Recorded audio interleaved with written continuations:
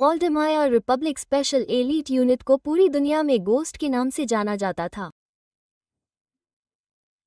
सैनिक और आतंकवादी संगठन दोनों ही इससे डरते थे। इसे सबसे बेहतरीन स्पेशल फोर्स यूनिट माना जाता था।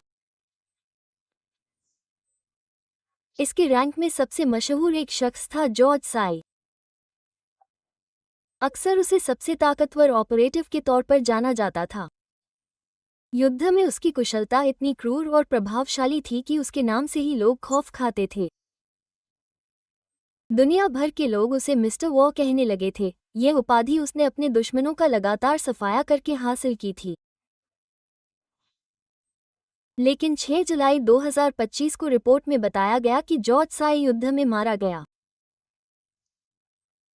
उस रात लगभग 2 बजे गोस्ट यूनिट को इग्नाइट नामक एक आतंकवादी समूह के खिलाफ एक बड़े पैमाने पर विनाशक ऑपरेशन को अंजाम देने के लिए भेजा गया था। जैसे ही उनका हेलीकॉप्टर दुश्मन के बेस के पास पहुंचा, तेज हवाओं के कारण उसमें भारी उथल-पुथल मचने लगी। पायलट ने टीम को बताया कि मूल ड्रॉप जोन अब व्यवहार्य नहीं है और उसने इंसर्शन पॉइंट बदलने का सुझाव दिया। यूनिट का नेतृत्व कर रहे कैप्टन बेक ने तुरंत इस फैसले पर सवाल उठाया। उन्होंने चेतावनी दी कि ड्रॉप पॉइंट को बदलने से पूरा सरप्राइज अटैक खतरे में पड़ जाएगा। हालांकि योजना के अनुसार जारी रहने से आधे दस्ते की जान जोखिम में पड़ सकती थी। कुछ देर की खामोशी के बाद बेक ने मिशन को मूल रूप से तय कार्यक्रम के अनुसार आगे बढ़ाने का आदेश दिया। आगे के आदेशों का इंतजार किए बिना जॉर्ज ने हेलीकॉप्टर के अंदर एक रस्सी बांधी और उसे नीचे फेंक दिया। जैसे ही वो खुले दरवाजे के किनारे खड़ा हुआ, बेक ने उस पर चिल्लाया और पूछा कि वो क्या कर रहा है। जॉर्ज ने शांत और बेफिक्र होकर जवाब दिया कि वो पहले नीचे जा रहा है और कैप्टन और बाकी लोगों को बाद में पॉइंट बी से आने को कहा। बेक के रुकने के लिए चिल्लाने के बावजूद जॉर्ज पहले ही कूद चुका था। एक हाथ से अपनी बंदूक पकड़ रहा था और दूसरे से रस्सी पकड़ रहा था। वो एक घुटने के बल आराम से और संयम से उतरा। बेक ने फिर पायलट से पूछा कि क्या पीछे हटना अभी भी संभव है, लेकिन पायलट ने पुष्टि की कि स्थिति बहुत आगे बढ़ चुकी है। कोई और विकल्प न होने पर बेक ने दस्ते को पॉइंट बी की ओर मुड़ने पर सहमति जताई। उसने धीरे से जॉर्ज से जिंदा रहने की विनती की। जमीन पर जॉर्ज तेजी से दुश्मन के बेस के मुख्य द्वार की ओर बढ़ा। तभी उसने देखा कि एक ऊंची जगह से अचानक एक गोली चमक रही है। एक स्नाइपर ने उस पर निशाना साधा हुआ था। स्नाइपर ने गोली चलाई। जॉर्ज तुरंत एक मूर्ति के पीछे छिप गया और गोली से बाल बाल बच गया। गोली मूर्ति के सिर में जा लगी। इसके तुरंत बाद एक और गोली चली। ये गोली जॉर्ज के कंधे से कुछ इंच की दूरी पर एक पत्थर पर लगी। जवाबी हमला करने के लिए दृढ़ संकल्पित जॉर्ज ने पीछे से झांका और कई गोलियां चलाईं। उसका निशाना सही था। गोलियां स्नाइपर के कंधे और सिर में लगीं और दुश्मन टावर से नीचे जमीन पर गिर गया। तभी एक आतंकवादी जॉर्ज के पीछे आ पहुंचा और उसके सिर के पीछे पिस्तौल रखकर उसे हिलने से मना किया। जॉर्ज ने चुपचाप आत्मसमर्पण के लिए हाथ उठा दिए, लेकिन एक पल में उसने अपनी कोहनी से उस आदमी के हाथ पर वार किया और एक तेज लात मारी जिससे उसका संतुलन बिगड़ गया।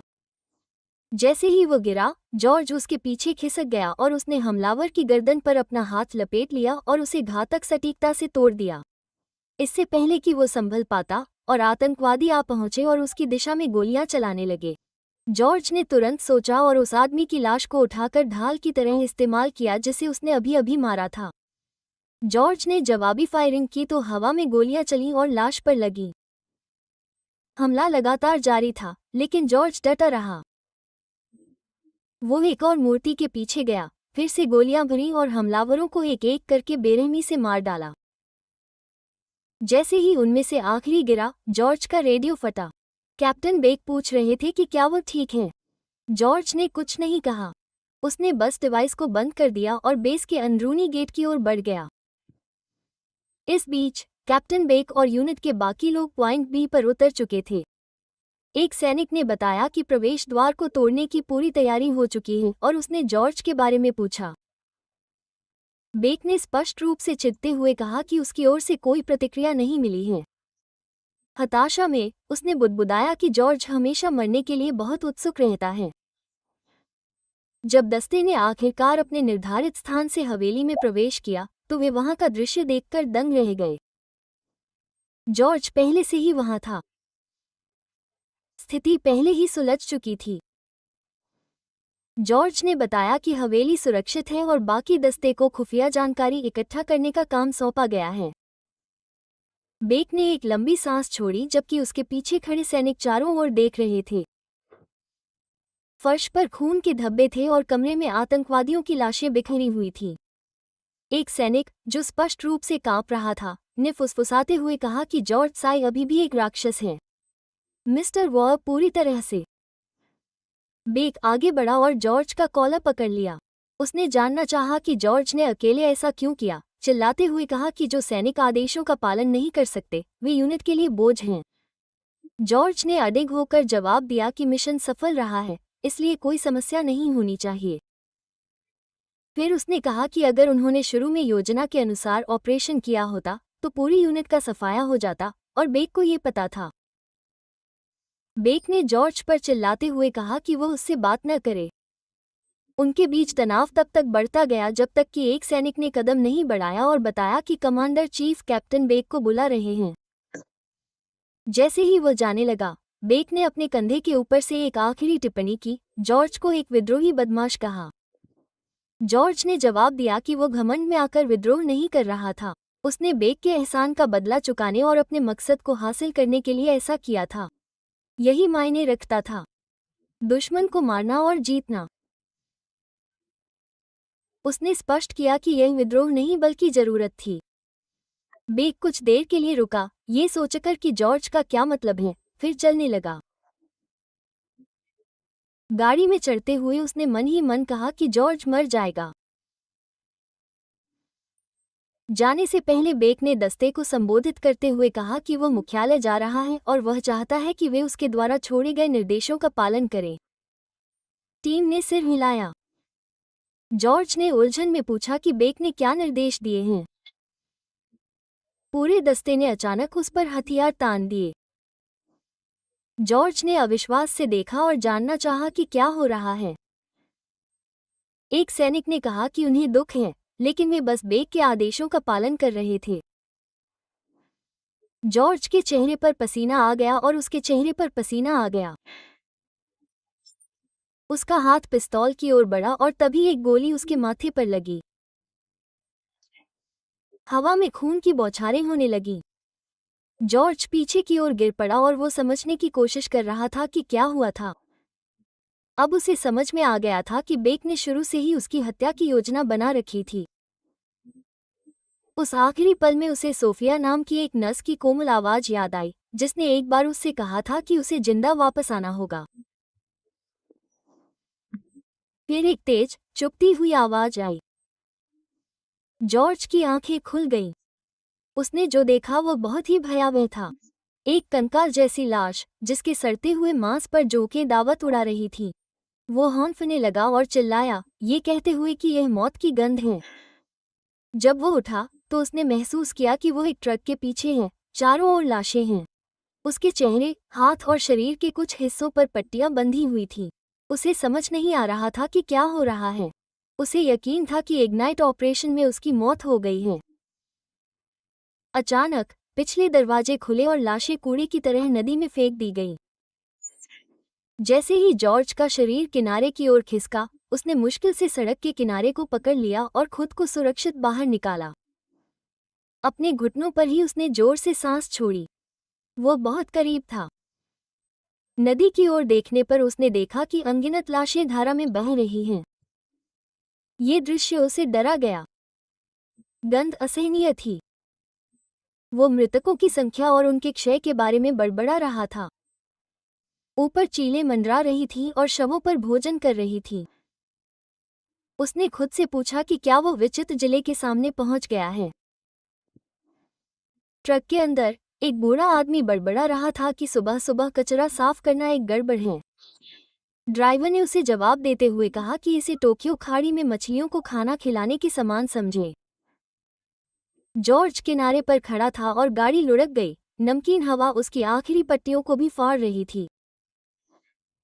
पानी के प्रतिबिंब में उसने अपना चेहरा देखा, जो अब जवान था, खरोंच और चोटों से भरा हुआ था।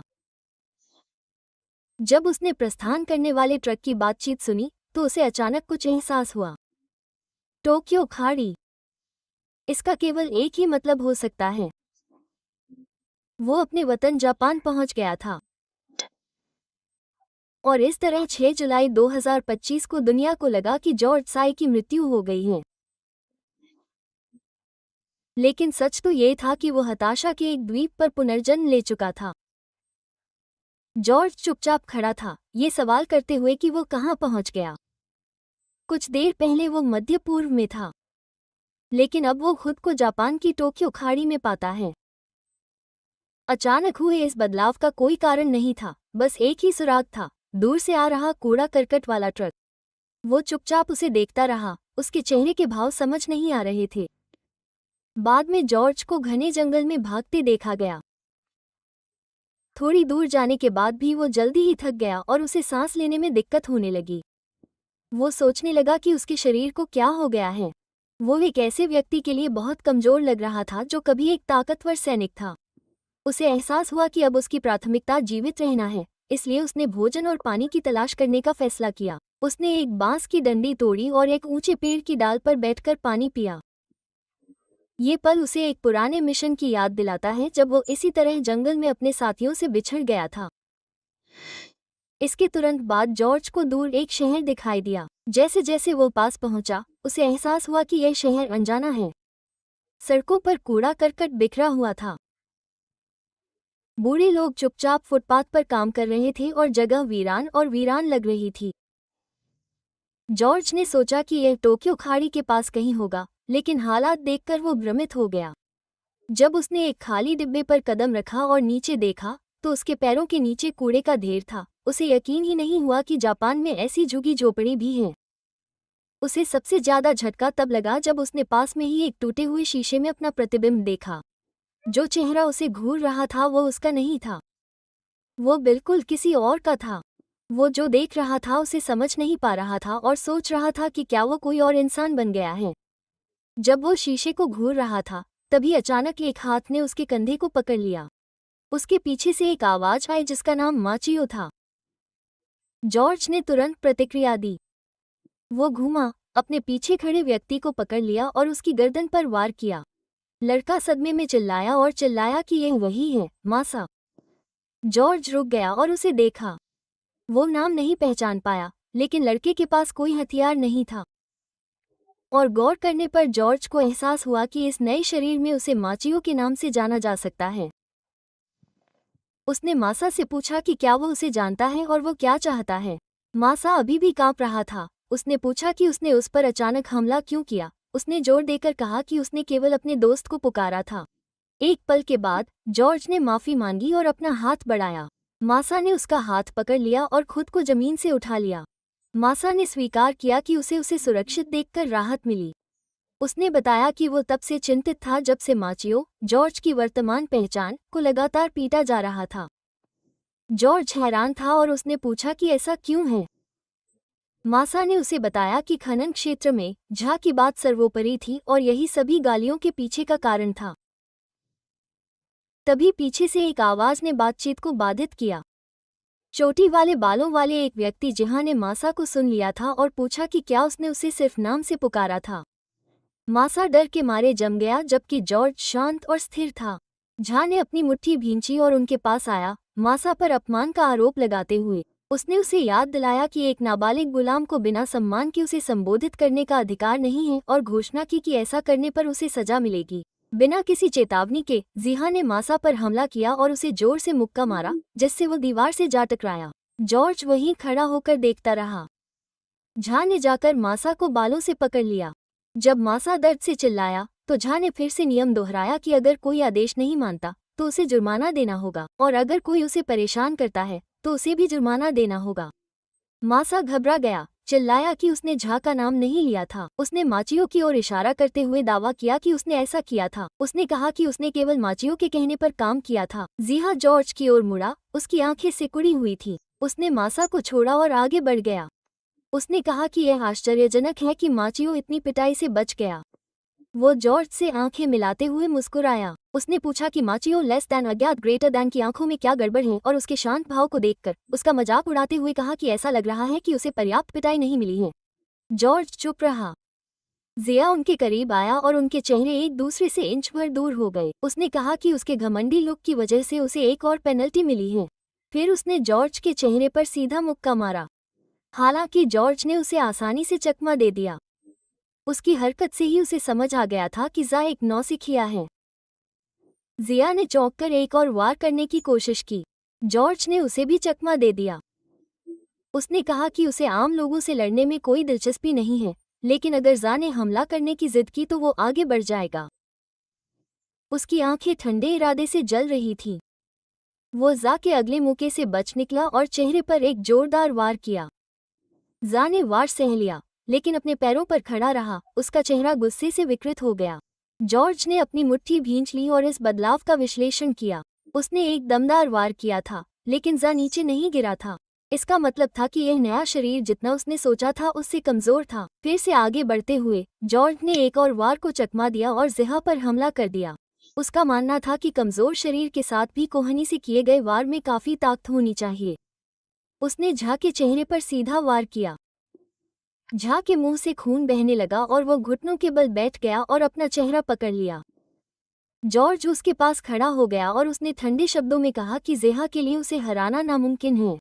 उसने उसे सलाह दी कि अगर वो मरना नहीं चाहता तो वो अपनी छोटी मोटी लड़ाई कहीं और लड़े। जॉर्ज मुड़कर जाने लगा। उसके पीछे झा गुर्राया और उसने अपनी जेब में हाथ डाला। उसने कहा कि जॉर्ज उसे कम आंक रहा है। चाकू निकालकर उसने जॉर्ज को याद दिलाया कि जिसने भी उस पर वार किया है उसे 100 का जुर्माना मिलेगा। गुस्से से चेहरा घुमाते हुए जिहा ने चाकू जॉर्ज पर तान दिया। जॉर्ज मुड़ने लगा, लेकिन चाकू के वार करने से पहले ही एक छोटा बच्चा कूदकर आया और जॉर्ज को एक तरफ धकेल दिया और खुद सीधे चाकू के रास्ते में आ गया। बच्चे के सामने खड़े होने के बावजूद जिया ने अपना वार नहीं रोका। उसके हाथ में चाकू था जो 1 इंच की दूरी पर था और फिर अचानक रुक गया। जॉर्ज ने कदम बढ़ाया। वो नीचे झुका, तेजी से उठा और झा के हाथ को रोककर सीधे उसके सामने आ गया।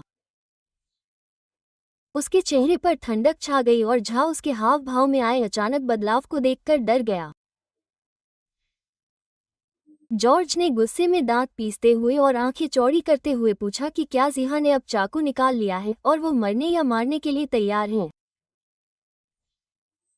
जैसे ही वो जा की गर्दन पर पहुंचा, उसकी आंखों में एक हल्का नीला प्रकाश चमक उठा। उसने अपनी उंगलियां उसके गले पर रखी, उसका संतुलन बिगाड़ने के लिए उसके पैर पर लात मारी और एक ऐसा मुक्का मारा कि वो जमीन पर गिर गया। पास में खड़ा बच्चा स्तब्ध और अवाक होकर बस देखता रह गया। जिया जमीन पर पड़ा था, बुरी तरह पीटा जा रहा था। जॉर्ज आगे बढ़ा, उसे कॉलर से पकड़ लिया और फिर से अपनी मुट्ठी उठाई। उसके चारों ओर नीली ऊर्जा घूम रही थी। हालांकि झा ने उसे रुकने के लिए कहा, लेकिन जॉर्ज की आंखों में ठंडक थी और उसने कहा कि मौत से लड़ने में वजन जैसी कोई चीज नहीं होती, और उसने फिर से उस पर वार किया। बच्चा सदमे में जम गया। जॉर्ज की मुट्ठी खून से लथपथ थी और झा बेहोश था, उसकी नाक से खून बह रहा था। जब जॉर्ज खड़ा हुआ और अपने हाथ की जांच की, तो वह चुपचाप आश्चर्यचकित हुआ कि वार के पीछे उसके पूरे वजन के बावजूद नुकसान इतना सीमित कैसे था। उसने महसूस किया कि उसका नया शरीर पहले की तुलना में बहुत कमजोर था। अचानक बच्चा चिल्लाया, ये जानने की मांग करते हुए कि क्या हो रहा है, और जॉर्ज को मोयो नाम से पुकारा। जॉर्ज ने अपना सिर थोड़ा घुमाया और पूछा कि उस लड़के का क्या हुआ जो मो के करीब हुआ करता था। बच्चा चिल्लाया, ये सोचकर कि मो बस खेल रहा होगा। लेकिन जॉर्ज ने शांति से उसे सच बता दिया, उसे भूलने की बीमारी है। उसने बताया कि यह मस्तिष्क क्षति या बीमारी के कारण स्मृति हानि है, और क्षति की सीमा यह निर्धारित करती है कि हानि आंशिक है या पूर्ण। जवाब सुनकर लड़का चुप हो गया और जॉर्ज को अविश्वास से घूर रहा था। फिर उसने खुद की ओर इशारा किया और अपना नाम कियो बताया, जो बगल में रहता था। लेकिन जॉर्ज ठंडे चेहरे से चलते हुए बोला कि उसे अपना नाम याद नहीं है। कियो हैरान रह गया, शब्दों को समझ नहीं पाया। वो जॉर्ज के पीछे दौड़ा और पूछा कि क्या उसे भी उसका नाम याद नहीं है। जब वे दोनों साथ साथ सड़क पर चल रहे थे, जिया को उनके पीछे धीरे धीरे होश आया। उसका गुस्सा फिर से लौट आया और खून से लथपथ आंखों से उसने चिल्लाकर कहा कि जॉर्ज को अब बहुत बड़ी सजा मिलेगी। जॉर्ज के बगल में चल रही कियो ने उत्साहित होकर कहा कि लड़ाई के दौरान वो कितना मजबूत था और उत्सुकता से उससे पूछा कि वो उसे भी लड़ना सिखाए। लेकिन जॉर्ज ने अनुरोध को नजरअंदाज कर दिया और इसके बजाय कियो से पूछा कि ये द्वीप क्या है। जॉर्ज को गंभीर समझकर कियो ने हल्का सा मुस्कुराया और समझाना शुरू कर दिया। उसने उसे बताया कि ये द्वीप टोक्यो खाड़ी में तैरता हुआ एक औद्योगिक कचरा डंप है, असल में गंदगी से भरा एक कूड़े का ढेर। जॉर्ज के चेहरे पर उदासी छा गई, ये सोचकर कि जापान में ऐसी जगह कैसे हो सकती है। कियो ने बताया कि पुरुषों को खदानों में काम करने के लिए मजबूर किया जाता था, जबकि महिलाएं और बच्चे कबाड़ बेचकर या कूड़े में से कुछ बीनकर अपना गुजारा करते थे। उन्होंने कहा कि द्वीप की सुरक्षा उतनी ही खराब है जितनी दिखती है। उन्होंने इसे एक विशाल शौचालय का गड्ढा कहा। जॉर्ज ने मन ही मन इसकी तुलना युद्धग्रस्त देश की झुग्गियों से की, शायद उससे भी बदतर। आखिरकार वे एक छोटी सी दुकान पर पहुंचे। कियो रोटी की ओर उत्सुकता से देख रहा था, जबकि जॉर्ज चुपचाप उसके पीछे खड़ा था। दुकान का मालिक आया और उसने तुरंत कियो से कहा कि वो रोटी नहीं ले सकता और उसे सख्ती से हटा दिया। कियो स्पष्ट रूप से परेशान था, विरोध में चिल्लाया। बिना ज्यादा कुछ कहे जॉर्ज आगे बढ़ा, काउंटर पर पैसे रखे और रोटी मांगी। मालिक ने पैसे लिए और रोटी दे दी। कियो हैरान रह गया और पूछा कि क्या रोटी उसके लिए है। जॉर्ज ने उसे बताया कि ये द्वीप के बारे में पहले जानकारी देने के लिए धन्यवाद का भाव है। कियो लेस दैन अज्ञात ग्रेटर दैन का चेहरा खुशी से चमक उठा। उसने कृतज्ञता से अभिभूत होकर जॉर्ज को बार बार धन्यवाद दिया। उत्सुकता से उसने पूछा कि पैसे कहाँ से आए। जॉर्ज ने बताया कि उसने लड़ाई के बाद जेहा की जेब से रोटी निकाली थी। उसने कहा कि वो ऐसी जगह पर मरे हुए सैनिकों को लूटने के लिए नीचे नहीं गिरेगा, लेकिन पैसे जरूरी थे। कियो ने उसे आंसू भरी आंखों से देखा और कहा कि मोयो अब बिल्कुल अलग इंसान है। जल्द ही वे घर पहुंच गए। कियो ने दरवाजा खटखटाया और कहा कि वो वापस आ गया है। अंदर आते ही वो अपनी माँ के पास दौड़ा, जो बिस्तर पर कमजोर और बीमार लेटी हुई थी। उसने गर्व से रोटी उठाई और कहा कि आज रात वे दावत करेंगे। मोयो ने सब कुछ खरीद लिया था। वो हल्की मुस्कान के साथ उसे अपने साथ खाने के लिए आमंत्रित किया, लेकिन कियो ने अपना सिर हिलाया, ये झूठ बोलते हुए कि उसने पहले ही खा लिया है, हालांकि उसने नहीं खाया था। उसने फिर से पूछा कि क्या उसने सच में खा लिया है, और उसने जोर देकर कहा कि उसे उसकी चिंता नहीं करनी चाहिए, उसे खाने और अपनी ताकत वापस पाने की जरूरत है। जॉर्ज पास में खड़ा होकर चुपचाप ये दृश्य देख रहा था। तभी उसके दिमाग में कुछ कौंधा, उसकी आंखें तेज हो गईं।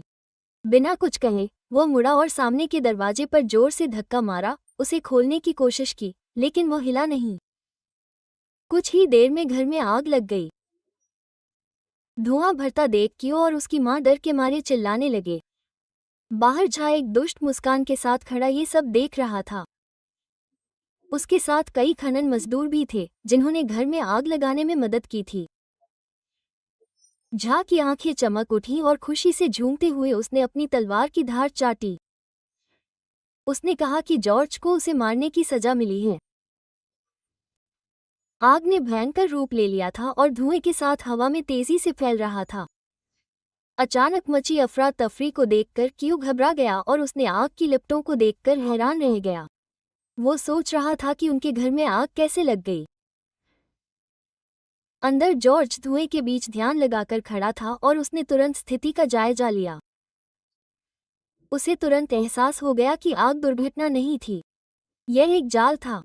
घर का दरवाजा बाहर से बंद था, उन पर घात लगाकर हमला किया जा रहा था। जॉर्ज ने बाहर आ रही एक साथ आ रही आवाज़ों को ध्यान से सुना और अंदाजा लगाया कि कम से कम 9 हमलावर उनका इंतजार कर रहे हैं। खतरे का अंदाजा लगाते हुए उसे तुरंत कदम उठाने थे। घबराने की बजाय उसने तुरंत उस छोटे से जर्जर कमरे को खंगालना शुरू कर दिया ताकि उसे कोई हथियार मिल सके। उसकी सहज वाणी ने उसे बताया कि वहाँ कुछ ऐसा होना चाहिए जिसका इस्तेमाल किया जा सके। आखिरकार उसकी नज़र ऊपर लटकी रस्सी से बंधी एक थैली जैसी चीज पर पड़ी। वो तेजी से आगे बढ़ा और थैली उठाकर जांचने लगा। वो कच्ची थी, लेकिन काम चल गया। उसे कसकर पकड़कर वो उठा और दरवाजे की तरफ दौड़ा। उसकी हरकतों से भ्रमित कियो ने उसे पुकारा और पूछा कि वो क्या करने की कोशिश कर रहा है, लेकिन जॉर्ज ने कोई जवाब नहीं दिया। इसके बजाय उसने दरवाजे पर जोर से हमला किया और उस पर अपना पैर पटक दिया। दरवाजा बाहर की ओर फट गया और बाहर खड़े 2 हमलावर उड़ गए। जॉर्ज जब दहलीज पर खड़ा था तो उसके पीछे धुआं उठ रहा था और उसकी छाया आग की लिपटों में घिरी हुई थी। बाहर कई अन्य हथियारबंद हमलावर जिहा के पीछे आत्मविश्वास से खड़े थे। उनके चेहरे पर क्रूर मुस्कान थी। जिहा खुद आगे बढ़े, उनके होंठ मुड़े हुए थे। उन्होंने जॉर्ज का मजाक उड़ाते हुए कहा था कि बाहर निकलना एक मूर्खतापूर्ण कदम था। बिना किसी हिचकिचाहट के जिहा ने अपने आदमियों को जॉर्ज को चारों ओर से घेरने का आदेश दिया। जॉर्ज स्थिर, लंबा और अडिग खड़ा था। उसकी आंखों में ठंडी आग चमक रही थी। उसने शांति से जिहा के इरादों पर सवाल उठाया, पूछा कि इतनी बुरी तरह पिटने के बाद वो वापस क्यों आया। अब उसे क्या चाहिए था? जिहा की मुस्कुराहट और बढ़ गई, जिससे टूटे हुए दांत दिखने लगे। उसका चेहरा गुस्से से लाल हो गया था। तलवार को हाथ में पकड़े हुए जिहा ने गुस्से से घोषणा की कि जॉर्ज को उसे नाराज करने, उसे घायल करने और आत्मसमर्पण न करने के जुर्म में मौत की सजा दी जाएगी। जॉर्ज की आखिरी सजा का ऐलान करते हुए उसकी आवाज कांप रही थी। जॉर्ज चुपचाप खड़ा रहा, उसके हाव भाव में कोई बदलाव नहीं आया। उसने साफ साफ जवाब दिया कि इस पल से दुश्मन का खतरा पूरी तरह से खत्म हो जाएगा। उनकी आंखें मिल गईं। तनाव और बढ़ गया। इस बीच उनके ठीक पीछे कियो अपनी खासती माँ को जलते घर से बाहर खींचने में कामयाब हो गया था। दोनों सांस लेने के लिए तड़प रहे थे और जमीन पर गिर पड़े। कियो जॉर्ज को देखने के लिए मुड़ा और देखा कि वो नीचे झुक गया है और लड़ाई के लिए तैयार है। जॉर्ज ने अपना सिर थोड़ा घुमाते हुए कियो को मौका देखते ही भागने को कहा। कियो ने घबराते हुए चुपचाप सिर हिलाया।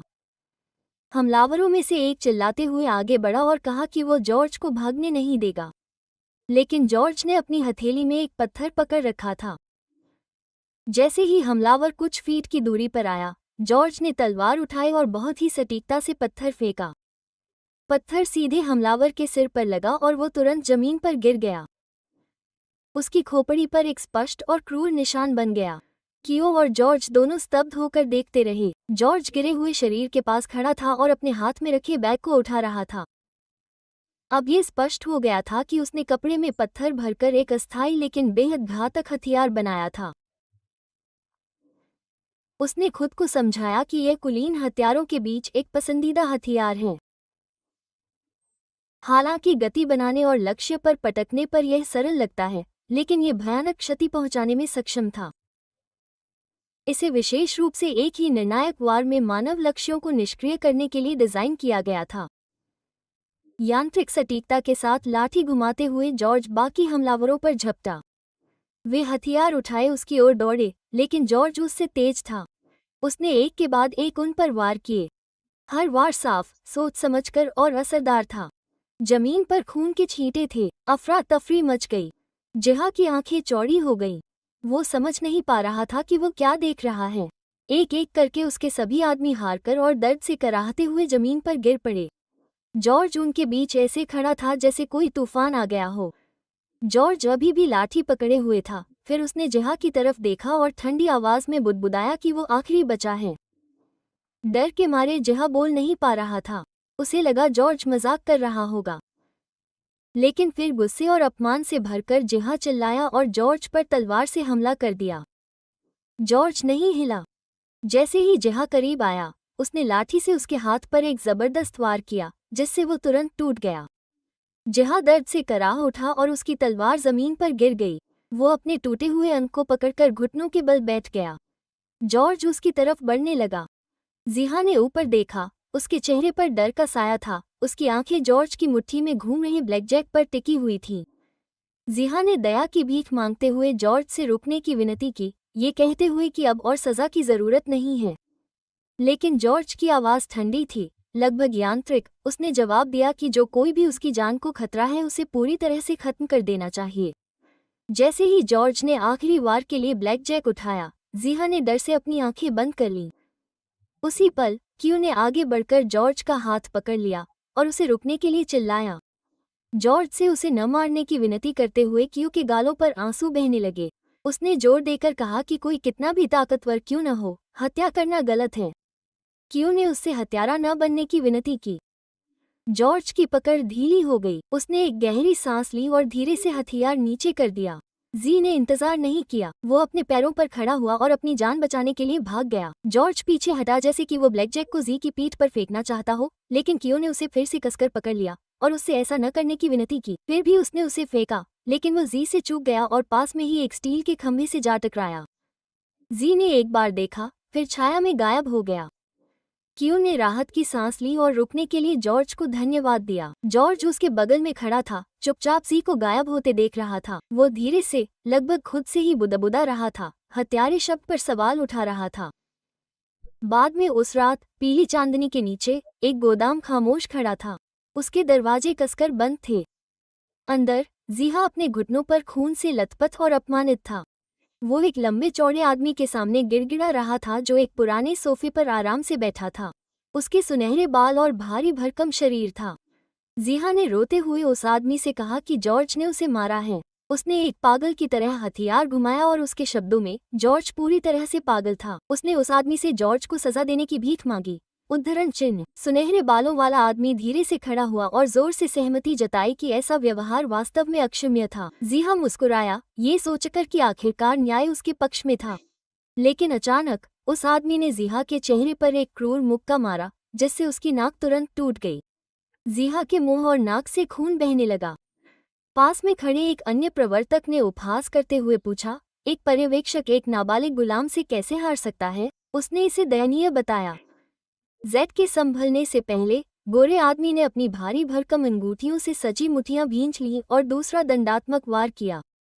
जेड के गिरते ही खून हवा में उछल पड़ा और वो कराह उठा। आदमी के पास खड़ा एक कुत्ता शांति से अपने मालिक की मुट्ठी से खून चाट रहा था, जैसे कि यह सब सामान्य बात हो। फिर वो आदमी मुड़ा, उसकी सुनहरी आभा में शक्ति झलक रही थी। अपनी मुठियां फिर से भींचते हुए उसने बुदबुदाया कि जॉर्ज को शायद कुछ और बार मुक्का मारने लायक होना चाहिए। बाद में उस रात चांदनी की हल्की रोशनी में माकियो का जॉर्ज वाला घर शांत और धुंधला था। अंदर क्यू लेस दैन अज्ञात ग्रेटर दैन की मां चटाई पर आराम कर रही थी। उसकी बीमारी उसके कमजोर शरीर पर भारी पड़ रही थी। जॉर्ज पास में था, चुपचाप एक हथियार बना रहा था। उसका ध्यान भंग नहीं हुआ और वो व्यवस्थित रूप से एक धनुष बनाने में लगा हुआ था। क्यू ने कुछ काम निपटाए, हताशा में जोर से आह भरी। वो अपने पुराने घर के जले हुए अवशेषों के पास गया और खुद से बुदबुदाया कि यह वाकई सबसे बुरा है। उसने उस घर को बनाने में इतनी मेहनत की थी और अब पलक झपकते ही वो सब राख में बदल गया। उसे नहीं पता था कि अब उसे क्या करना चाहिए। कमरे के अंदर उसकी मां धीरे से उठी और जॉर्ज से पूछा कि क्या वो वास्तव में उन्हें अपने घर में रहने देने के लिए तैयार हैं। जॉर्ज ने सहमति में सिर हिलाया, हालांकि यह केवल दया के कारण नहीं था। उसने उन्हें एक शर्त पर अपने घर में रहने की अनुमति दी थी। बदले में उन्हें उसे द्वीप के बारे में पूरी जानकारी देनी थी कि वहां का प्रबंधन कैसे किया जाता है, भोजन की आपूर्ति कैसे की जाती है और उनके पास जो भी महत्वपूर्ण जानकारी हो। जैसे ही उसने धनुष की आखिरी डोरी कसी, उसने शांति से कहा, वो सब कुछ जानना चाहता था। क्यू ने बातचीत सुन ली और हताशा में अपनी मुठियां भींच लीं। फिर वो जॉर्ज की ओर मुड़ा और कहा कि वो उससे अजनबियों की तरह बात करना बंद करे। उसने कहा कि जब से जॉर्ज ने अपनी याददाश्त खो दी है, वो बिल्कुल अलग व्यवहार कर रहा है। उसने जोर से सवाल किया कि क्या जॉर्ज का पूरा व्यक्तित्व बदल गया है। जॉर्ज ने तुरंत जवाब नहीं दिया। क्यू के शब्दों ने उसके अंदर कुछ छुआ था। उसने मन ही मन सोचा कि शायद बच्चा सही हो सकता है। वो अब एक अलग व्यक्ति था। उसकी स्मृतियां उसके मन में कौंध गईं। उसे अपने पिछले दिनों की याद आई, एक सैनिक जिसे युद्ध के मैदान में उसके ही सहयोगियों ने धोखा दिया और मार डाला। यह कोई गलती नहीं थी, ये किसी ऊपर वाले ने किया था। उसकी आंखें संकल्प से और भी गहरी हो गईं क्योंकि उसने मन ही मन कसम खाई कि वो चीजों को फिर से इस तरह खत्म नहीं होने देगा। वो इस द्वीप से भाग जाएगा और जब वो भागेगा तो उन गद्दारों को खोजकर खत्म कर देगा। अगली सुबह जॉर्ज ने बाहर जाकर ट्रेनिंग ली। वो जमीन पर लेट गया और अपनी शारीरिक ताकत को फिर से बनाने की कोशिश करने लगा। अपने पूरे वजन को सिर्फ अपनी भुजाओं पर सहारा देकर उसने खुद को एक पुशअप के लिए ऊपर उठाया। इस प्रयास से उसकी मांसपेशियां कांप रही थीं। इस मूवमेंट के दौरान उसके माथे से पसीना टपक रहा था। दूसरे पुश के साथ ही उसका शरीर ढह गया। वो मन ही मन कोस रहा था कि क्या इस शरीर में इतनी ही ताकत है। उसे एहसास हुआ कि उसकी मांसपेशियां और कोर स्ट्रेंथ पूरी तरह से खत्म हो चुकी हैं। उसे सब कुछ फिर से शुरू से बनाना होगा। जब वो ठीक हो रहा था तभी उसने किसी को पुकारते हुए सुना। उसने सिर घुमाया तो देखा कि मासा उसकी ओर दौड़ रहा है और जोर जोर से हाँफ रहा है। जॉर्ज ने उसे तुरंत पहचान लिया। वो वही लड़का था जिसने जिया वाली घटना के दौरान दोष मर दिया था। मासा ने अभी भी अपनी सांसें संभाली हुई थी। जॉर्ज से पूछा कि वो क्या कर रहा है और उसे चेतावनी दी कि वो खदान के लिए देर से पहुंचेगा। जॉर्ज एक पल के लिए रुका, फिर मन ही मन फैसला किया कि खदान में जाना द्वीप के आंतरिक संचालन के बारे में जानकारी इकट्ठा करने का एक अच्छा मौका हो सकता है। बाद में भूमिगत खदान की गहराई में मजदूरों को लाइन में लगने का आदेश दिया गया। जॉर्ज ने उनकी जगह ले ली। जब उसने इधर उधर देखा तो उसने झा के कुछ पुराने अधीनस्थों को देखा जिनके शरीर पर पट्टी बंधी हुई थी, चोट के निशान थे और वे उसे देखकर डरे हुए थे। उसने उन्हें झा के अनुचर के रूप में पहचाना और चुपचाप नोट किया कि वे अभी भी अपने आखिरी मुकाबले से उबरे नहीं थे। सुपरवाइजर आगे आया और घोषणा की कि एक जरूरी खबर है। टीम जी के सुपरवाइजर जा की मौत हो गई थी। अधिकांश मजदूर अविश्वास में स्तब्ध थे, लेकिन जॉर्ज इस खबर से अप्रभावित चुपचाप खड़ा था। सुपरवाइजर ने कहा कि किसी और की जरूरत है। उसने टीम जी के मासा नंबर 8 की ओर इशारा करते हुए बताया कि वो झा की जगह लेगा। मासा स्तब्ध था और उसे समझ नहीं आ रहा था कि उसने क्या सुना है। इसके बाद मजदूर तितर बितर हो गए और अपने काम पर लौट आए। खदानें बहुत क्रूर थीं। गुलाम खनिकों को सुबह 7 बजे से रात 11 बजे तक अमानवीय परिस्थितियों में काम करने के लिए मजबूर किया जाता था। सुरंगें अंधेरी, दमनकारी और पसीने और पीड़ा की बदबू से भरी हुई थीं। यह अपने शुद्ध रूप में शोषण था। अचानक खदान में एक चिल्लाहट गूंजी। एक आदमी एक मजदूर को डांट रहा था, उसे लात मार रहा था और हंस रहा था और उस पर टीम को धीमा करने का आरोप लगा रहा था। बाकी लोग असहाय होकर देख रहे थे, बीच में बोलने से डर रहे थे। मासा चुपचाप अंदर आया। उसने डरे हुए मजदूर के ऊपर हाथ रखा और उसे आश्वस्त किया कि उसकी देखरेख में सब कुछ अलग है। उसने किसी को नहीं मारने का वादा किया और सभी को अपनी गति से काम करने के लिए प्रोत्साहित किया। एक मजदूर की आंखों में आंसू आ गए। इस अप्रत्याशित दया से अभिभूत होकर मासा उस मजदूर के पास गया जिसे अभी अभी पीटा गया था। उसके कंधे पर कोमल हाथ रखकर उसने उसे आराम करने को कहा। आदमी ने कृतज्ञता में सिर हिलाया जबकि जॉर्ज दूर से चुपचाप ये दृश्य देख रहा था। ये दृश्य बहुत कम समय तक चला। बदमाश मुस्कराते हुए वापस आया और मासा की नरमी का मजाक उड़ाया। उसने मासा को जमीन पर पटक दिया और कहा कि उसे नरमी दिखाने वाले लोगों से नफरत है। फिर घायल कर्मचारी की ओर मुड़कर उसे अनुशासन सिखाने की धमकी दी। इससे पहले कि वो कुछ कर पाता, एक कुदाली उसके पैर को छू गई, जिससे वो लड़खड़ा गया। उसने असमंजस में नीचे देखा, फिर जॉर्ज को कुछ कदम दूर खड़ा देखा। जॉर्ज ने व्यंग्यात्मक ढंग से माफी मांगी और कहा कि उसका हाथ फिसल गया था। बदमाश जॉर्ज के पास आया, उसके सामने खड़ा हो गया और उससे जानने की कोशिश की कि उसकी समस्या क्या है। जॉर्ज शांत रहा, धमकी से विचलित नहीं हुआ। वो झुक गया और गुर्राया कि शायद उसे सबक की जरूरत है। उसी समय एक तीसरा व्यक्ति दृश्य में आया। सुनहरे बालों वाला और शक्तिशाली शरीर वाला एक व्यक्ति आगे आया। उसकी आभा में अधिकार और धमकी झलक रही थी। वो कुसांगी था। उसके होठों पर एक मुस्कुराहट थी और उसने कहा कि उसे जो दिख रहा है वो पसंद आया और अगर कोई लड़ाई हुई तो वो भी उसमें शामिल होना चाहता है। बाकी वकर डर के मारे ठिठक गए। किसी ने कुसांगी का नाम लिया और दूसरे ने कहा कि वो आदमी बर्बाद हो गया है।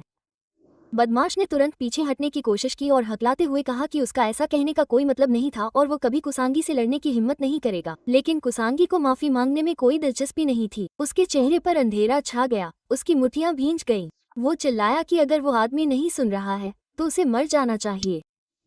कुसांगी तेजी से आगे बढ़ा और बदमाश के चेहरे पर एक जोरदार मुक्का मारा। वो आदमी एक ही सटीक वार से तुरंत बेहोश हो गया। आसपास खड़े लोग दंग रह गए। जॉर्ज अभी भी पास में खड़ा था और बदमाश की चाल देख रहा था। उसे एहसास हुआ कि कुसांगी ने सिर्फ जोर से वार नहीं किया था, उसने वैज्ञानिक सटीकता के साथ एक दबाव बिंदु पर सटीक प्रहार किया था, जिससे वो बेहोश हो गया। कुसांगी ने मुस्कुराते हुए मुट्ठी तानी और फिर दूसरों की तरफ देखा और पूछा कि अगला कौन है। फिर उसकी नज़र जॉर्ज पर पड़ी। उसने जॉर्ज से पूछा कि क्या वो लड़ना चाहता है। जॉर्ज ने शांत स्वर में कहा कि वो बिना वजह नहीं लड़ेगा। मासा ने तुरंत हस्तक्षेप किया और जॉर्ज, जो अब मो था, को आदर से रहने की याद दिलाई। और जैसे ही कुसांगी ने मिचियो का नाम सुना, उसके अंदर कुछ जल उठा। उसकी आभा बढ़ गई और उसके चारों ओर आग लग गई। उसके चेहरे पर क्रोध छा गया। वो इसी का इंतजार कर रहा था। बिना किसी चेतावनी के कुसांगी जॉर्ज की तरफ झपटा। जॉर्ज नहीं हिला। उसने आंखें सिकोड़ लीं और बचाव की मुद्रा में आ गया, ताकि होने वाले मुकाबले के लिए तैयार रहे। कुसांगी ने जॉर्ज पर बहुत तेजी से हमला किया। उसकी मुठियां निर्णायक वार करने के लिए लहरा रही थीं। लेकिन जॉर्ज ने हमले का अनुमान लगा लिया था और उसने समय रहते खुद को संभाल लिया। जैसे ही कुसांगी उसके पास पहुंचा, उसने तेजी से मुक्कों की बौछार कर दी। हर मुक्का बहुत ही सटीक था। जॉर्ज ने अपनी जगह पर डटे रहकर दोनों हाथों से वार को रोका और सिर झुकाकर ध्यान केंद्रित किया। आसपास के कार्यकर्ता अचंभित होकर खड़े हो गए। उन्हें यकीन नहीं हो रहा था कि कुसेनागी कितनी तेजी और ताकत दिखा रहा है। मासा असहाय होकर देख रहा था। उसे डर था कि मिचियो जॉर्ज इस हमले से बच नहीं पाएगा। जॉर्ज अपनी सीमा के करीब पहुंच रहा था। लगातार वारों के कारण वो तनाव में था। कुसेनागी के मुक्के न केवल तेज और भारी थे, बल्कि खतरनाक रूप से सटीक भी थे। उसके हमले में हर चीज बेहतरीन थी। लेकिन जॉर्ज सिर्फ इसे सह नहीं रहा था, वो विश्लेषण कर रहा था। उसने अपनी आंखें छोटी की और कुसेनागी की लय का ध्यानपूर्वक अध्ययन किया। उसने देखा कि हर बार जब कुसेनागी ने अपना हाथ बहुत पीछे खींचा, तो वह एक कमजोर रास्ता दिखा रहा था। मौके को पहचानते हुए जॉर्ज ने अपना रुख बदला। सटीक कदमों से वो एक तरफ हट गया और कुसेनागी के ताज़ा मुक्के से बच निकला। कुछ देर के लिए उनकी आंखें मिल गईं। कुसेनागी ये देखकर हैरान रह गया कि जॉर्ज उसके वार से इतनी आसानी से बच निकला। बिना किसी हिचकिचाहट के जॉर्ज ने अपना वजन कम किया और कुसांगी के चेहरे पर सीधा मुक्का जड़ दिया। पूरी ताकत लगा दी। मजदूर हैरान रह गए। एक पल के लिए वे स्तब्ध रह गए। क्या जॉर्ज वाकई कुसांगी पर सटीक वार करने वाला था? लेकिन वार से ठीक पहले कुसांगी का हाथ ऊपर उठा। उसने जॉर्ज के मुक्के को हवा में ही पकड़ लिया और मुस्कुराया। उसने माना कि यह एक अच्छा प्रयास था। वो स्पष्ट रूप से प्रभावित और लगातार उत्तेजित हो रहा था। कुसांगी चिल्लाया कि यह मजेदार हो रहा है। उसने जॉर्ज को तब तक लड़ने के लिए कहा जब तक कि वे एक दूसरे को बेहोश न कर दे। इससे पहले कि एक और वार किया जाता, तनाव को चीरती हुई एक सख्त आवाज आई। किसी ने उन पर चुप रहने के लिए चिल्लाया। सभी ने मुड़कर देखा और माहौल तुरंत बदल गया। सभी मजदूर घबराकर घुटनों के बल बैठ गए। कुसांगी और जॉर्ज ने उनकी ओर देखा। एक लंबा आदमी खदान की सुरंग में दाखिल हुआ। उसके दोनों ओर दो खामोश अंगरक्षक थे। वो आदमी डराने वाली शांति के साथ आया। वो निर्देशक अकेची था। जैसे ही वो अंदर आया, मजदूर दोनों ओर झुक गए। वो बड़ी ही सावधानी से आगे बढ़ रहा था, अपनी उंगलियों के हल्के झटके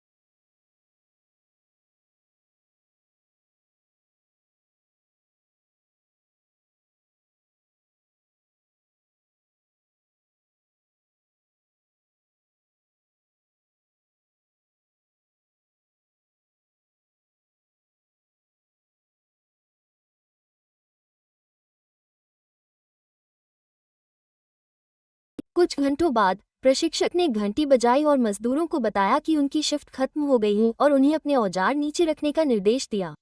मॉस का शरीर कांप रहा था। वो अपनी चरम सीमा पर था। खदान में घंटी की गूंज सुनकर उसने एक कांपती हुई सांस छोड़ी और राहत की लहर दौड़ गई।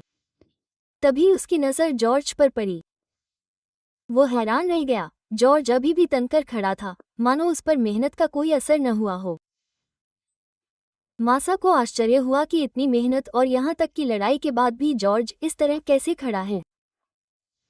जब उसने पूछा तो जॉर्ज ने शांति से जवाब दिया कि वो इस स्तर की मेहनत का आदी है। मॉस की आंखें हैरानी से फैल गईं। उसने मन ही मन सवाल किया कि क्या मिचियो हमेशा से इतना सख्त था। इसके तुरंत बाद प्रशिक्षक ने ग्रुप जी पर चिल्लाते हुए कहा कि वे अपने पैर खींचना बंद करें। मासा ने तुरंत जवाब में सिर हिलाया और खुद को संभाला। जैसे ही खदान खत्म हुई, मजदूरों को पूरी तरह से नंगा कर दिया गया और वे पूरी तरह से थके हुए थे। वे धीरे धीरे सीढ़ियां चढ़ रहे थे। उनके पैरों को उठाने की भी ताकत नहीं थी। प्रशिक्षक ने उन्हें तेज चलने के लिए कहा। ऊपरी मंजिल पर पहुंचने के बाद चोरी को रोकने के लिए उनके पूरे शरीर की जांच की गई। जब यह अपमानजनक प्रक्रिया पूरी हो गई, तभी उन्हें सतह पर लौटने की अनुमति दी गई। खदान से बाहर निकलने पर निर्देशानुसार कर्मचारी एक पंक्ति में इकट्ठा हुए और वरिष्ठ के सामने ध्यान से खड़े हो गए। अब टीम G9 को वेतन पाने की बारी थी। एक एक करके कर्मचारियों को वेतन दिया गया। जॉर्ज को भी 16 घंटे की कड़ी मेहनत के लिए 1000 येन दिए गए। वेतन पाने के बाद एक कर्मचारी ने उत्साहपूर्वक वरिष्ठ को धन्यवाद दिया। वो वास्तव में खुश लग रहा था। उसने कहा कि पैसे हमेशा उसे अच्छा महसूस कराते हैं। जॉर्ज उसे अविश्वास से देख रहा था।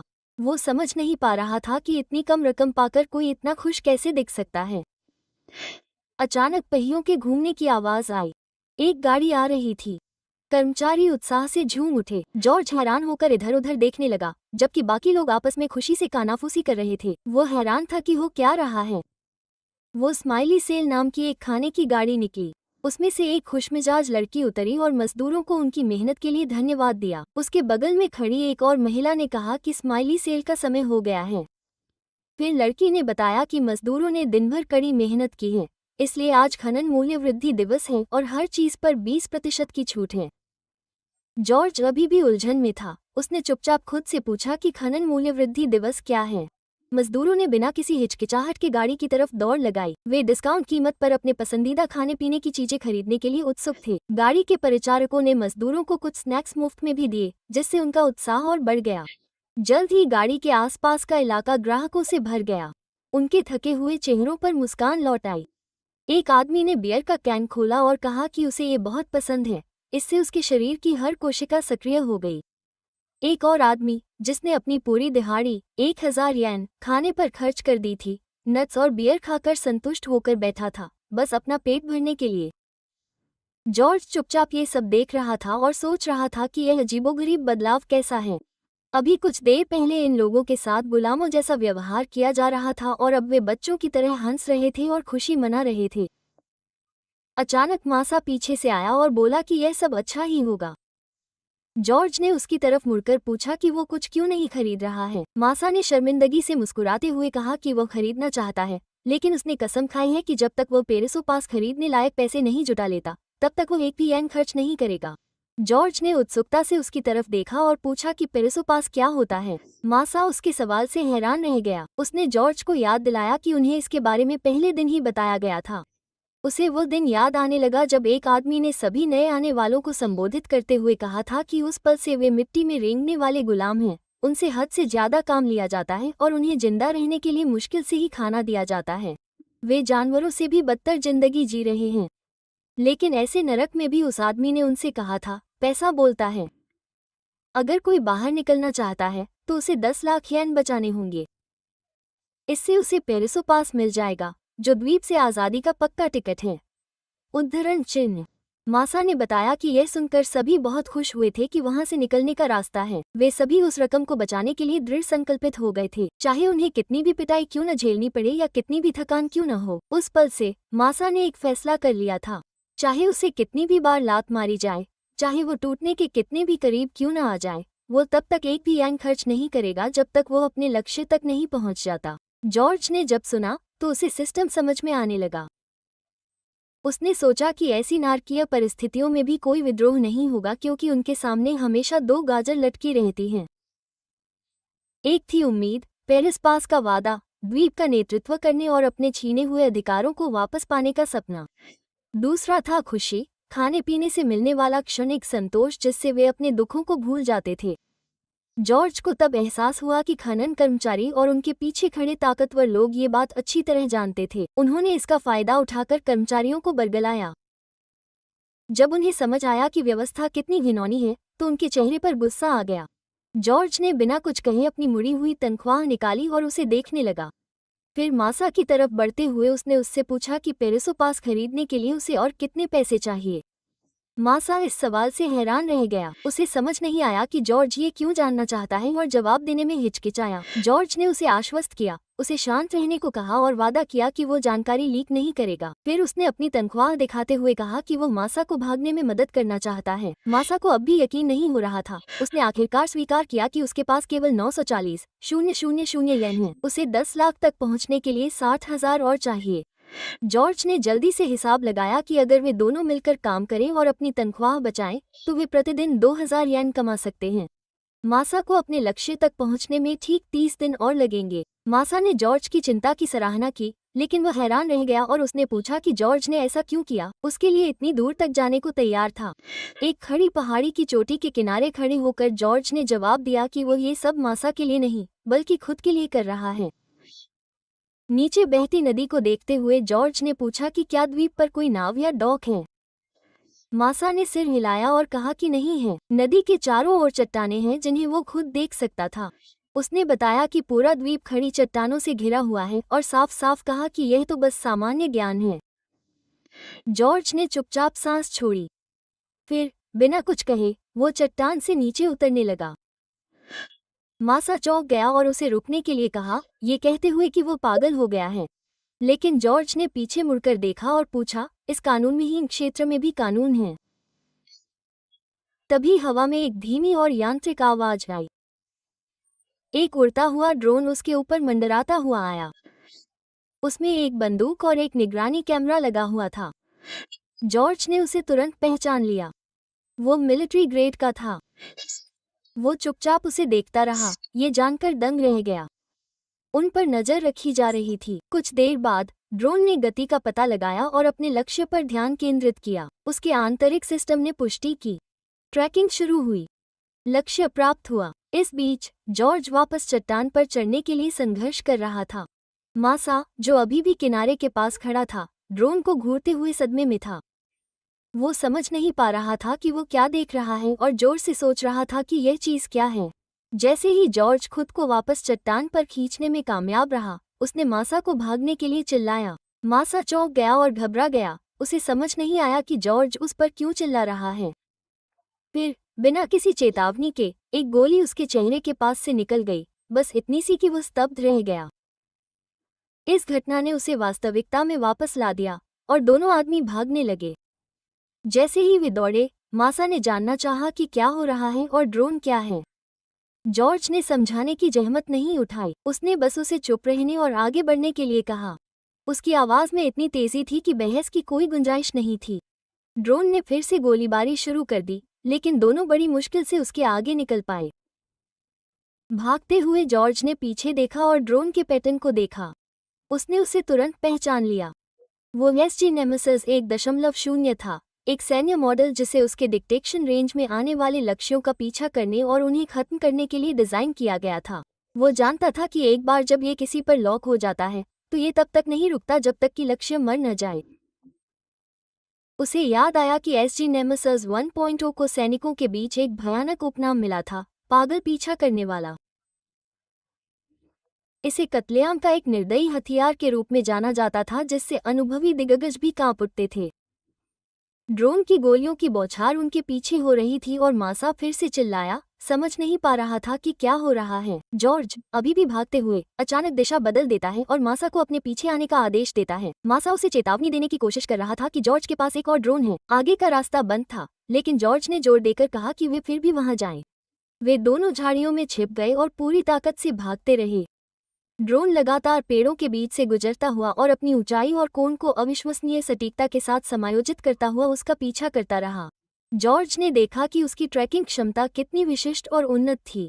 वो उड़ान के दौरान ही खुद को ढाल सकता था और एक यांत्रिक शिकारी की तरह जंगल में से होकर निकल सकता था। जॉर्ज ने अपने कंधे के ऊपर से मासा को देखा, जो स्पष्ट रूप से धीमा हो रहा था। उसने उसे चेतावनी दी कि अगर उसने गति नहीं बढ़ाई तो वह पीछे रह जाएगा और मारा जाएगा। मासा को सांस लेने में तकलीफ हो रही थी। उसने स्वीकार किया कि वह अब और नहीं भाग सकता, लेकिन जॉर्ज ने यह मानने से इनकार कर दिया। उसने उस पर चिल्लाया कि चलते रहो या मर जाओ। स्थिति का तुरंत विश्लेषण करते हुए जॉर्ज जानता था कि वे इस तरह अधिक समय तक नहीं टिक पाएंगे। तभी उसने देखा कि एक चूहा पास के पेड़ पर चढ़ रहा है। उसे एक उपाय सूझा। बिना किसी हिचकिचाहट के उसने चूहे को बीच रास्ते में ही पकड़ लिया। उसने मासा से कहा कि वो 3 से उल्टी गिनती करेगा और जब वो 0 पर पहुंचेगा तो मासा को रुकना होगा और 1 इंच भी नहीं हिलना होगा। मासा घबरा गया और उसने पूछा कि जॉर्ज क्या कर रहा है। योजना बना रहा था और जोर देकर कह रहा था कि उसे गोलियों से छलनी कर दिया जाएगा। जॉर्ज ने उसकी बात अनसुनी कर दी और उल्टी गिनती शुरू कर दी। 3।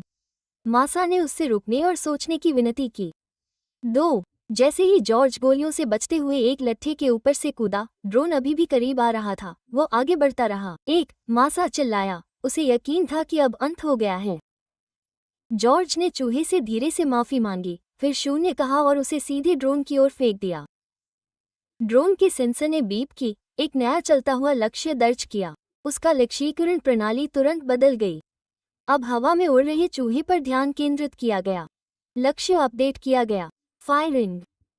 ड्रोन के एक ही वार ने चूहे को खत्म कर दिया। ठीक उसी पल जॉर्ज और मासा दोनों रुक गए, वहीं जम गए। किसी ने भी एक मांसपेशी नहीं हिलाई। ड्रोन उनके ऊपर मंडरा रहा था, किसी भी शेष हलचल को स्कैन कर रहा था। मासा पूरी तरह से स्थिर खड़ा था। उसका शरीर पसीने और डर से भीग गया था क्योंकि ड्रोन सीधे उस पर निशाना साध रहा था। फिर ड्रोन ने अपना निशाना जॉर्ज की ओर घुमाया। जॉर्ज शांत, बिना हिले डुले रहा, हालांकि उसके चेहरे से पसीने की एक बूंद टपक रही थी। ड्रोन एक पल के लिए रुक गया, लंबे समय तक, फिर ऊपर चढ़ा और धीरे धीरे दूर चला गया। उसके सिस्टम ने पुष्टि की, लक्ष्य को निष्क्रिय कर दिया गया। जहां तक मिशन का सवाल था, वो पूरा हो गया था। अभी भी जमे हुए जॉर्ज और मासा ने तब तक इंतजार किया जब तक वो दृष्टि से ओझल नहीं हो गया। तभी मासा राहत की सांस लेते हुए जमीन पर गिर पड़ा। उसने कांपती सांस के साथ स्वीकार किया कि उसे लगा कि उसके लिए सब खत्म हो गया है। जॉर्ज ने गहरी सांस छोड़ी और मासा का हाथ बढ़ाते हुए उसके पास गया। जैसे ही उसने उसे उठाया, मासा ने फिर से पूछा कि वो चीज क्या है। जॉर्ज ने बताया कि यह अल्मीर गणराज्य में विकसित एक ड्रोन था जिसे विशेष रूप से अंधाधुंध हत्याओं पर नजर रखने के लिए डिजाइन किया गया था। उसने कहा कि यह इतना दोषपूर्ण था कि ये दुश्मनों और सहयोगियों में अंतर नहीं कर सकता था। यही कारण है कि इसे बहुत पहले ही सैन्य उपयोग से हटा दिया गया था। मासा ये सुनकर भयभीत हो गया कि ऐसी चीज का इस्तेमाल वास्तविक युद्ध में कभी किया गया था। उसने जॉर्ज को अविश्वास से देखा और टिप्पणी की कि उसे इसके बारे में बहुत कुछ पता है। जॉर्ज ने तुरंत जवाब नहीं दिया। इसके बजाय वो जोर से बुदबुदाया, ये सोचकर कि वो पागल पीछा करने वाला यहाँ क्यों था। उसे याद आया कि यह कितना खतरनाक था, इतना खतरनाक कि इसे बेचने या उधार देने पर सख्त मनाही थी। फिर भी यह यहाँ शिकार की तरह मजदूरों का पीछा कर रहा था। उसके मन में एक ठंडी अनुभूति पैदा होने लगी।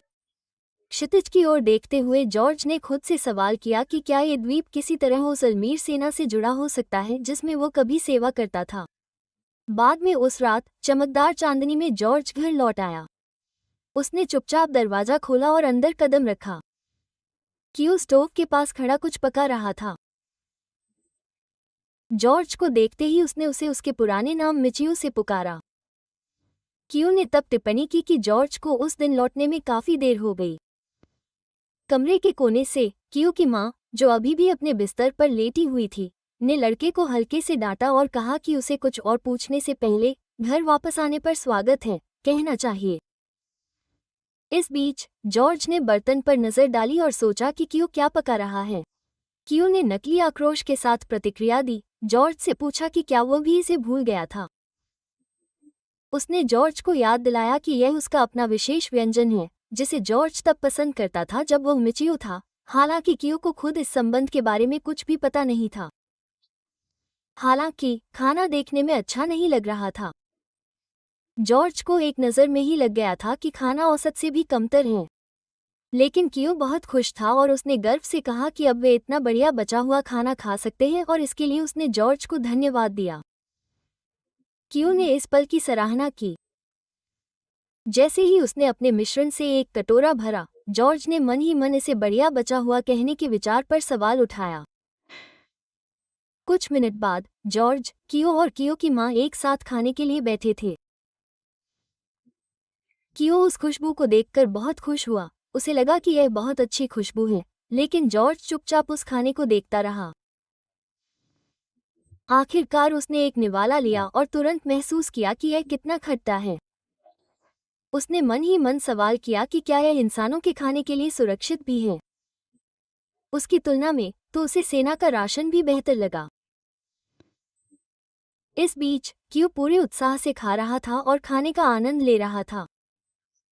जॉर्ज ने उसे चौंक कर देखा। उसकी आंखें चौड़ी हो गईं और उसे आश्चर्य हुआ कि क्यू के पास ऐसा स्वाद कैसा होगा जो ऐसा कुछ खा सकता है। ये सुनकर जॉर्ज हैरान रह गया। उसी समय क्यू लेस दैन अज्ञात ग्रेटर दैन की मां झुकी और जॉर्ज को धीरे से बताया कि द्वीप पर बचा हुआ खाना खरीदना भी मुश्किल है। उसने कहा कि वो बचपन में इससे भी बदतर खाना खाकर बड़ी हुई है। जैसे ही क्यू खाना जारी रखता है, वो किसी मुलायम चीज को काटता है और मुस्कुराता है। यह एक केचुआ था। वो खुशी से उसे चबाता है। उसकी मां के चेहरे पर उदासी छा जाती है, जबकि जॉर्ज उसके बगल में बैठा चुपचाप सुनता रहता है। कियो अचानक जॉर्ज को पुकारता है और अपने खाने की ओर इशारा करता है, ये घोषणा करते हुए कि हड्डी में अभी भी मांस है। वो खुश था। उसे लग रहा था जैसे उसे आज जैकपॉट मिल गया हो। जॉर्ज अभी भी चुप था, बस उसे देखता रहा। कियो ने संतुष्टि के साथ अपना खाना खत्म किया। फिर उसने जॉर्ज की ओर हाथ बढ़ाया और उसे कुछ देने को कहा। जॉर्ज हैरान होकर पूछता है कि वो क्या कहना चाहता है। कियो उस पर चिल्लाता है कि वो मूर्ख न बने और खाने के पैसे मांगता है। फिर उसने जॉर्ज से पूछा कि क्या उसे उसकी तनख्वाह मिली है। जॉर्ज अभी भी खा रहा है। उसने शांति से जवाब दिया कि पैसे पहले ही जा चुके हैं, उसने मासा को दे दिए हैं। कियो दंग रह गया। जॉर्ज कहता रहा कि अब से उसने मासा को अपनी सारी तनख्वाह देने का इरादा किया। इस बात से कियो को गुस्सा आ गया। वो अचानक खड़ा हो गया और जॉर्ज पर चिल्लाने लगा। गुस्से में कियो ने गलती से टेबल पर लात मार दी, जिससे एक बैल गिर गया और स्टू फर्श पर गिर गया। गंदगी की ओर इशारा करते हुए कियो चिल्लाया कि यह जॉर्ज की गलती है, उसने स्टू गिराया है। लेकिन जॉर्ज बिना किसी चिंता के खाता रहा। कियो गिरे हुए खाने को देखकर हैरान रह गया। जमीन पर रखे कटोरे में थोड़ा स्टू बचा हुआ था। मेज के दूसरी तरफ जॉर्ज चुपचाप अपना खाना खत्म कर रहा था। उठते हुए जॉर्ज ने कियो से कहा कि बचे हुए खाने का वो अच्छा इस्तेमाल कर सकता है। फिर उसने लड़के को निर्देश दिया कि वो उसे लेकर उसके पीछे आए। कियो एक पल के लिए हिचकिचाया, लेकिन आखिरकार मान गया। कुछ देर बाद दोनों पास के जंगल में पहुंचे। जॉर्ज घुटनों के बल बैठ गया और बचे हुए खाने से भरी टोकरी खोली। कियो हैरान होकर देखता रहा कि जॉर्ज क्या करने की योजना बना रहा है। पहले तो बिना कुछ बोले जॉर्ज ने कुछ खाना जमीन पर गिरा दिया। कियो ने पूछा कि उसने ऐसा क्यों किया। जॉर्ज ने ऐसा किया और फिर विरोध में चिल्लाया। उसे लगा कि जॉर्ज उसके खाने का अपमान कर रहा है। जॉर्ज ने शांत रहते हुए साफ किया कि वो कियो के खाने की बुराई नहीं कर रहा है और उसे हर छोटी छोटी बात पर चिल्लाने से मना किया।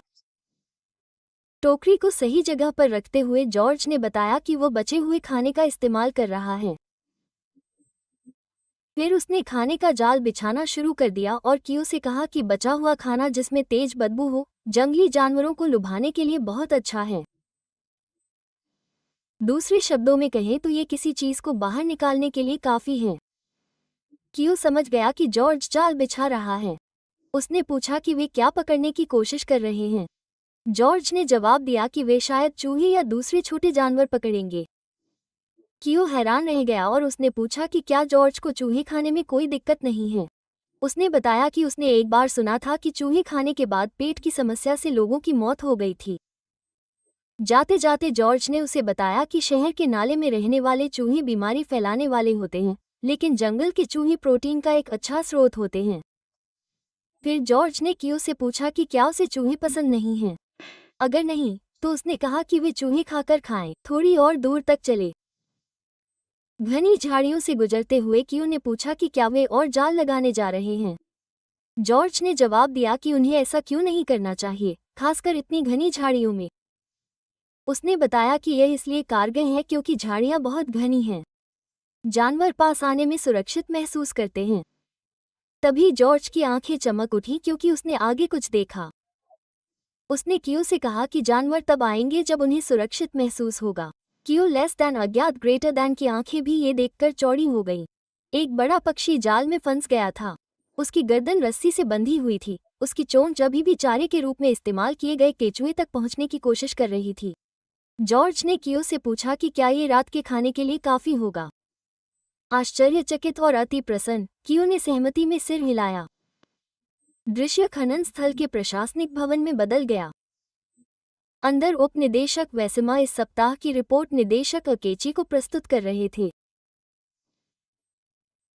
उन्होंने बताया कि सप्ताह का कुल खनन 643.72 टन तक पहुंच गया था और चिंता के संकेत के साथ जोड़ा कि 9 दास मर गए थे। अधिकांश उनका मानना था कि वे शायद कुपोषण या अधिक काम के कारण मर गए थे।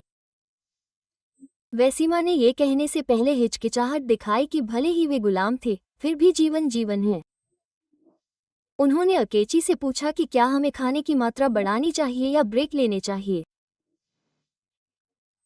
अपनी कुर्सी पर लेटे हुए एक आकर्षक मुस्कान के साथ उन्होंने रिपोर्ट के कागज हवा में उछाल दिए। उनकी आवाज ठंडी हो गई जब उन्होंने कहा कि हेड ऑफिस को इंसानी जिंदगी की परवाह नहीं है। वैसिमा ने फिर से बोलने की कोशिश की, लेकिन अकेची ने उन्हें चुप करा दिया और चेतावनी दी कि वे उन्हें दोहराने के लिए न कहें। उन्होंने कहा कि जब तक खनन का उत्पादन बढ़ता रहेगा, उनका व्यक्तिगत मूल्यांकन बढ़ता रहेगा और इससे उन्हें मुख्यालय में रैंक में तेजी से बढ़ने में मदद मिलेगी।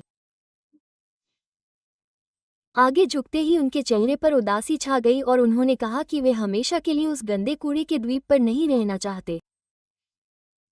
उन्हें परवाह नहीं थी कि कितने गुलाम टूट गए, वे बस उनका इस्तेमाल करेंगे। उनके लिए खनन प्राथमिकता थी। अची के शब्दों और उसके हाव भाव से स्तब्ध वैसिमा को जवाब देने के लिए बहुत ज्यादा हैरान पाया। वो चुपचाप सहमति में सिर हिलाया। अकर ने फिर अगली रिपोर्ट मांगी। एक और आदमी आगे आया और बताया कि वेतन 2.8 मिलियन येन था, जबकि माल की बिक्री 2,523 येन की हुई, लेकिन रिकवरी रेट नकारात्मक था, 90% नीचे। उसने उपहास करते हुए कहा कि कर्मचारी एक बार फिर अपनी कमाई को बेवकूफ़ी से खर्च कर रहे थे, बेवकूफ़ों की तरह खा पी रहे थे। अपनी कुर्सी पर आराम करते हुए अकेची ने अपने चश्मे को ठीक किया और टिप्पणी की कि वे बस अपने सामने लटकी हुई गाजर का पीछा कर रहे थे, जानवरों की तरह फंसे हुए थे। उसकी नज़र में कर्मचारी जानवरों से ज्यादा चालाक नहीं थे। फिर उसने पूछा कि क्या कोई और रिपोर्ट है। एक और आदमी बोला, उसने सुना है कि टीम जी का नंबर 8 पैराडिसो दर्रे पर निशाना साध रहा है। कमरे में मौजूद बाकी लोग हंस पड़े। उन्होंने इस विचार का मजाक उड़ाया कि एक साधारण कर्मचारी 1 मिलियन येन बचा सकता है, लेकिन अची के चेहरे पर ठंडक आ गई।